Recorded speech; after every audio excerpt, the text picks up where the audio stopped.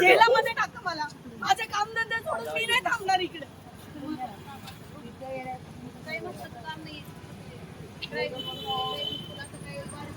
हा, तुमची कामं महत्वाची आहेत, माझी नाही आहेत.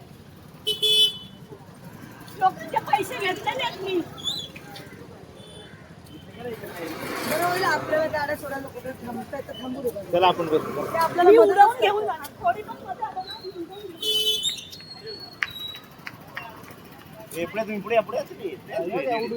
आपल्याला उडवतं द्या ना. या मध्ये या उडवते का.